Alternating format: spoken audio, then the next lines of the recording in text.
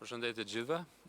Sot kishim mbledhjen e qeverisë dhe për sa i përket Ministrisë së Infrastrukturës dhe Energjisë, kishim një akt shumë të rëndësishëm për qytetin e Tiranës, një marrëveshje financimi me Bankën Europiane për Rindërtim dhe Zhvillim dhe Shoqërinë Oshe Group, e garantuar me garanci sovrane nga Ministria e Financave për rishikimin e marrëveshjes së financimit të nën stacionit të Qendrës.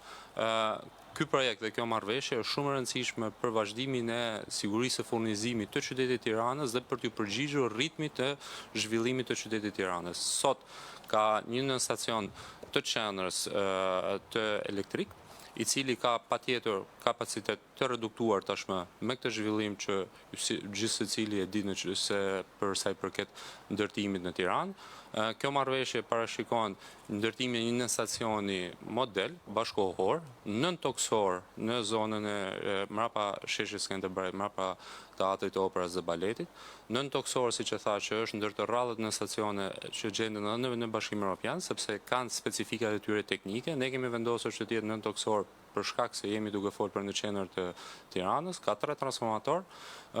Projekti është në fazë goxha të avancuar, kemi mbyllur procedurën konkurruese, është aplikuar për leje ndërtimi, me miratimin e këtij amendimi të marrëveshjes së financimit, bëhet menjëherë aplikueshme dhe faza e fillimit të ndërtimeve.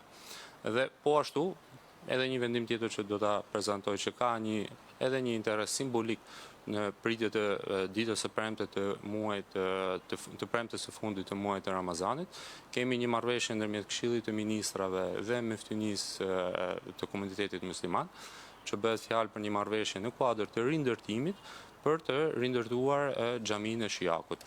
Kjo marrëveshje bëhet me fonde donacione të gjithë besimtarëve.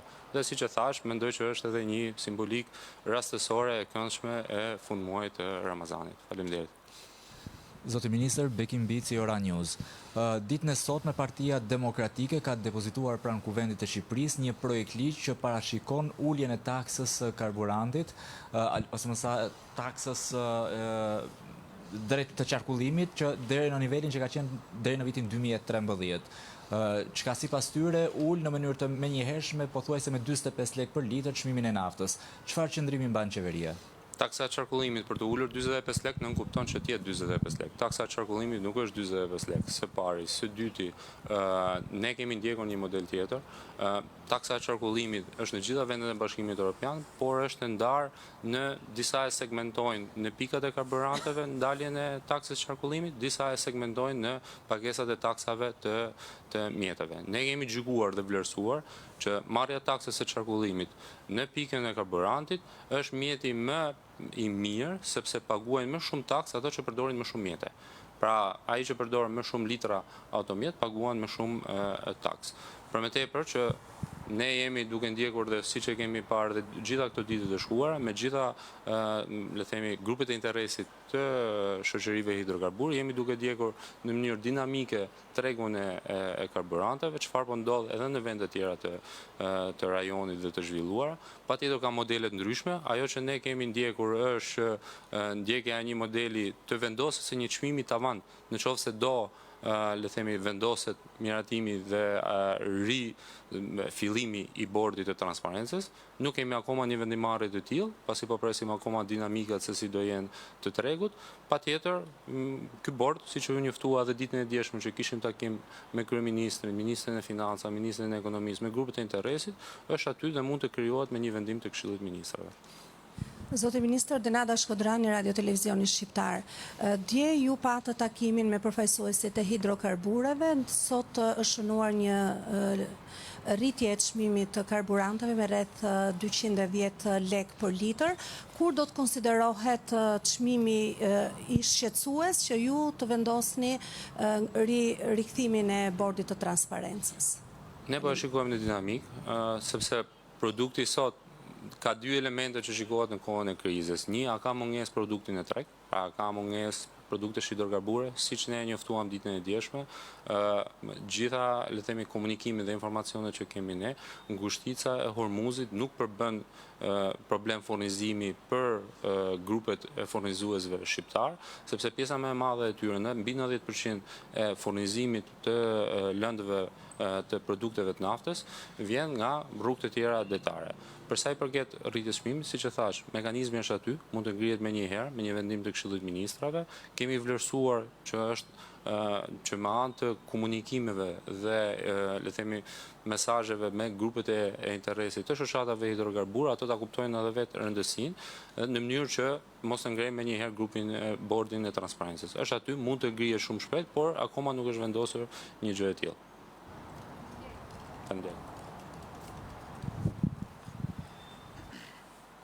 Atëherë sot kemi miratuar zonat prioritare për 8 bashki në kuadër të paketës maleve, duke filluar me bashkinë Mirdit, Kavaj, Durrës, Vlorë, Berat, Dimal, Librazh, të cilat tashmë janë gati që të vazhdojmë me procedurat për sa i përket trajtimit të gjithë kërkesave që banorët në këtë zona kanë për sa i përket përfitimeve që vinë nga paketa e maleve. Në fakt, unë sot do doja të jepja po ashtu një informacion ku bashkitë të cilat tashme i kanë të miratuara zonat prioritare janë në fazën e publikimit të gjithë kërkesave cilët kanë kaluar filtrat e kontrollit nga vetë bashkitë, tashmë janë duke ezauruar afate 45 ditore, dhe pas ezaurimit afate 45 ditore do të kemi miratimet të Këshillit Bashkiak nga vetë bashkitë për sa i përket aplikimeve të suksesshme. Paketa e maleve është duke ecur me një shpejtësi të konsiderueshme, duke marrë në konsideratë që tashmë mbi gjysmën e bashkive e kemi kaluar nëpërmjet zonave prioritare, do të vazhdojmë edhe një javë në vijim të miratojmë zonat prioritare për bashkitë të cilat kanë mbetur akoma dhe janë duke u trajtuar për zonat prioritare. Faleminderit. Pyetje? Po, Fiorella Bereqia 2 CNN. Zoti ministër, flisni për paketën e maleve, për disa bashki, ndërkohë nga ana tjetër ju si majorancë bashkë me opozitën po bëheni gati dhe po punoni edhe për një reformë territoriale ku nëse i qëndroni që Partia Socialiste është për pak bashki, disa bashki ndoshta nuk do të ekzistojnë. Dhe duke referuar fakti që jeni të vendosur për të bërë një reformë territoriale dhe duke referuar fakti që integrimi është prioritet edhe keni vendosur një objektiv 2027-s. Dhe duke referuar dhe asaj çfarë keni thënë ju që nuk po ecën me ritme të shpejta. A do ta bëjë Partia Socialiste dhe majoranca qeverisë reformën territoriale me çdo kusht edhe pa opozitën, se ndoshta është dhe momenti për që ndoshta edhe më qartë me opozitën, edhe me qytetarët. Faleminderit. Unë besoj që Komisioni i Posaçëm fakt është mbledhur gjatë kësaj jave, po ashtu javën që kemi përpara do të fillojnë edhe takimet dhe të ftuarit e parë në komision. Unë do jem një ndër ta që do shkoj vetë në Komisionin e Posaçëm për të trajtuar atë çfarë ka ndodhur me reformën gjatë 10 ditëve të fundit. Unë mendoj që ne jemi akoma në kohë, Komisioni i Posaçëm e ka gjithë kohën përpara për të bërë punën e vet.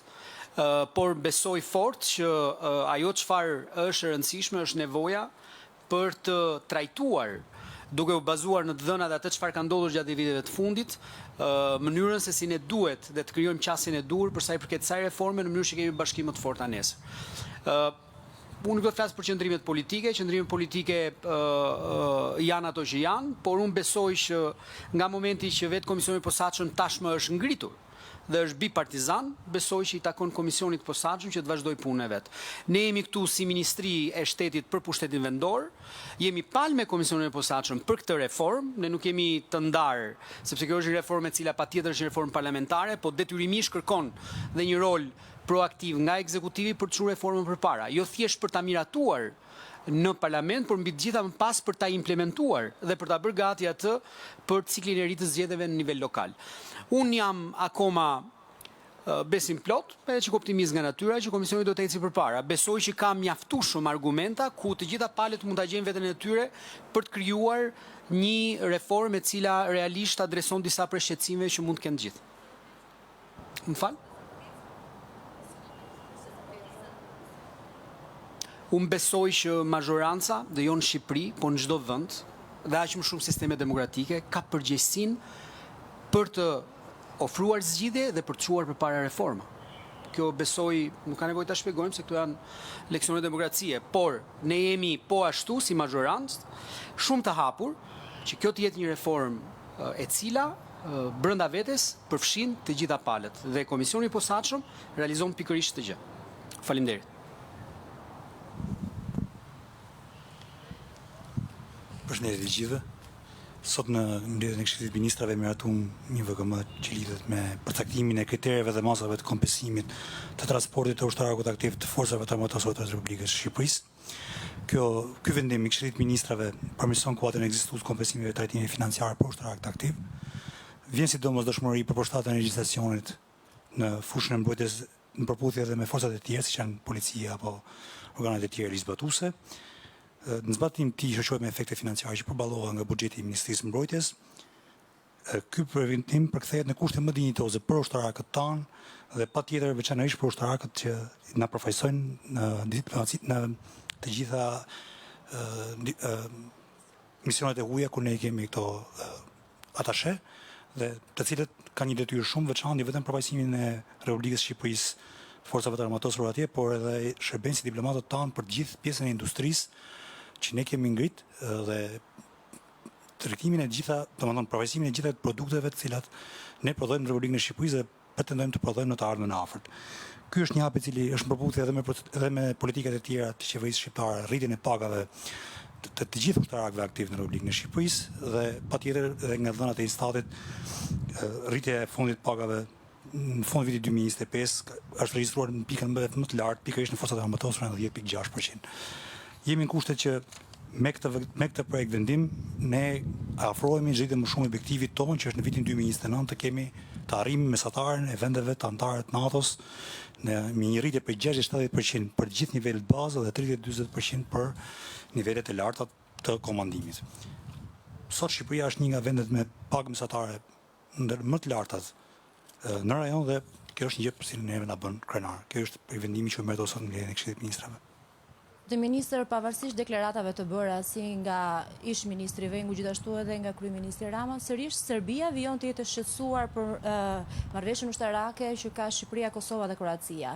Dhe pak ditë pas deklaratës së kryeministrit Rama që një sulm ndaj Kosovës është një sulm ndaj Shqipërisë, presidenti Aleksandar Vučić dhe Serbia ka nisur stërvitjet ushtarake në kufi me Kosovën. A keni një koment për këtë? Faleminderit. Së pari, Republika e Serbisë mitigon të gjitha rreziqet që ajo pretendon si të sajat përputhje me dokumentat e veta strategjike. Republika e Shqipërisë nga ana e saj të gjithë politikat e sigurisë i kanë përputhje me aleancën në cilën ne bëjmë pjesë. Aleanca ushtarake e NATO-s është aleanca ushtarake më e fortë në botë. Qytetarët shqiptarë do të jenë sigurt që e gjithë doktrina jonë, e gjithë përgatitja jonë e forcave tona të armatosura është në përputhje dhe në koordinim të plotë me NATO-n dhe në këtë pikë siguria e qytetarëve shqiptarë, por edhe siguria e Republikës Kosovës, për sa kohë atje kemi një forcë mandatuar që është KFOR-i, përputhje me rezultatet e Kombeve të Bashkuara, është e garantuar gjithashtu nga aleanca ushtarake më e fortë në botë. Rrjedhimisht shqetësimet që mund të perceptohen përmes mediave, publikimeve apo shqetësimeve që Republika në rajon mund të ketë, për Republikën e Shqipërisë përkthehen në një qasje që është gjithmonë në koordinim me aleancën, është gjithmonë në koordinim me partnerët dhe që neve na bën të ndihemi të sigurt për sa kohë ne përmbushim detyrat tona në masën të cilat Republika e Shqipërisë ka marrë angazhim që të përmbushë kundrejt aleancës. Kjo është. Faleminderit. Përshëndetje. Sot qeveria shqiptare miratoi një projekt ligj i cili është një produkt shumë i rëndësishëm ligjor, por edhe organizativ i Ministrisë së Arsimit. Krijojmë me ligjin ose me projekt ligjin që miratuam sot Agjencinë Kombëtare të Shërbimeve Arsimore. Bëhet fjalë për një agjenci që do të ketë një status autonom për të rritur pavarësinë e agjencisë për një paketë shumë të rëndësishme shërbimesh, të cilat pjesërisht sot propozohen, garantohen dhe ofrohen nga një institucion që varet nga Ministri i Arsimit dhe që quhet Qendra e Shërbimeve Arsimore. Për të qenë më të qartë edhe me publikun, bëhet fjalë për të gjitha testimet që zhvillohen sot, provimet shtetërore, qoftë ato kombëtare apo ndërkombëtare brenda territorit të Shqipërisë, që zhvillohen sot jo vetëm në fushën e arsimit, siç është matura shtetërore, siç janë portali për mësues, por edhe për testime për profesione të tjera të rregulluara, siç është portali infermier për Shqipërinë, për mjekët, për urdhrat e infermierit, të psikologëve, fizioterapistëve me radhë. Është e njëjta qendër që ofron gjithashtu dhe gjithë shërbimin e digitalizuar për njësimet e diplomave për në të dyja kaje, qoftë për diplomat huaja të cilat futen në përdorim në sistemin e punësimit në Shqipëri, apo anasjelltas. Tani, ajo që dua të shtoj dhe që është shumë e rëndësishme është që me këtë ligj ne rrisim në radhë të parë cilësinë e shërbimit, rrisim transparencën, rrisim autonominë për ta mbajtur këtë agjenci larg çdo lloj ndikimi, po të doni edhe politik, në cilësinë dhe garantimin e meritokracisë për të gjithë shërbimet që ofrohen nga sot nga qendra dhe nesër nga kjo agjenci. Në të njëjtën kohë jemi duke bërë gati edhe investimin, sepse bëhet fjalë për një zgjerim të kapaciteteve që kjo agjenci do të ofrojë për të bërë në të njëjtën kohë për të garantuar testime masive për një numër shumë të madh të interesuarish, të cilët kanë nevojë për të marrë provimet e licencave e kështu me radhë. Është një projekt ligj i cili do të kalojë së shpejti në parlament dhe aty pastaj do të marrë formën përfundimtare dhe i shoqëruar dhe me investimet infrastrukturore në një ndër ndërtesat publike që e kemi të identifikuar në zonën e Kansas. Kemi gjithashtu edhe 3 vendime shumë të rëndësishme që u miratuan sot të Këshillit Ministrave, 2 prej të cilave janë pjesë e paketës së vendimeve të Këshillit Ministrave ose akteve nënligjore, të cilat janë detyrim i ligjit për shkencën, ligj i miratuar në vitin 2024. Janë gjithashtu edhe detyrim për 2 kapitujt e arsimit, që janë 2 kapitujt e parë që do të mbyllen në negociatat me Bashkimin Evropian. Konkretisht është vendimi i Këshillit Ministrave që ka të bëjë me metodologjinë e vlerësimit të instituteve kërkimore shkencore, sjell këtu në vëmendje që ligji për shkencën jep mundësinë ligjore për hapjen dhe krijimin e njësive kërkimore shkencore dhe të instituteve, jo vetëm brenda institucioneve klasike që jemi mësuar, siç është Akademia e Shkencave apo universitetet, por edhe agjencitë të tjera publike kanë mundësinë të hapin institucione kërkimore shkencore në sektor të caktuar. Dhe VKM-ja tjetër që shkon paket me këtë është VKM-ja që përkufizon kategorinë e pagave dhe të shpërblimeve sipas kategorisë të kërkuesit shkencor. Gjithashtu, vendimi i fundit i Këshillit Ministrave që është brenda fushës së arsimit dhe që u miratua sot, ka të bëjë me plotësimin e një standardi shumë të rëndësishëm që është menaxhimi, administrimi i të gjithë bazës së të dhënave të kërkimit shkencor, por gjithashtu edhe i të dhënave të gjitha testimeve shtetërore, provimeve që bëhen, qoftë edhe një herë ato kombëtare dhe ndërkombëtare. Është një plotësim i një vendimi të mëparshëm, por tashmë e shtrin me kompetenca shumë të qarta dhe me pagesat financiare përkatëse të administruar nga Ministria e Arsimit, Qendra e Shërbimeve Arsimore dhe Akshi. Këto ishin 4 vendimet që vinë si propozimi i Ministrisë së Arsimit dhe që morën sot miratimin e qeverisë. Ministre, 3 kolegët tuaj që sapo folën janë 3 ministra të ri të kabinetit Rama 4. Pas kryeministrit Rama, ju jeni ministrja më afatgjat në këto 4 mandate. A mund na thoni cilat janë rezultatet që justifikojnë këtë vazhdimsi tuaj në kabinetet e zotit Rama? Rezultatet janë ato që maten dhe vlerësohen në çdo 4 vjet, qoftë nëpërmjet instrumentit demokratik të votës, qoftë nëpërmjet vlerësimit apo analizave që ne bëjmë si skuadër e mazhorancës. Asnjë ministër nuk është aty sepse është vetë, është se jemi pjesë e një skuadre. Dhe si në çdo lloj skuadre tjetër, rolet ndrohen, lëvizin me detyra të caktuara, që nga i deputetit deri tek drejtuesi politik, që nga ministri deri tek drejtues apo pjesëmarrës në komisionet ndryshme parlamentare. Është pjesë e një skuadre, është pjesë e një filozofie, nuk është ministri që qëndron, është mazhoranca politike, është Partia Socialiste dhe e leadershipit të kryetarit Partisë Socialiste Edi Rama. Ne jemi gjithë pjesë të një skuadre dhe bashkëpunojmë me njëri tjetrin në role dhe detyra të caktuara. Faleminderit.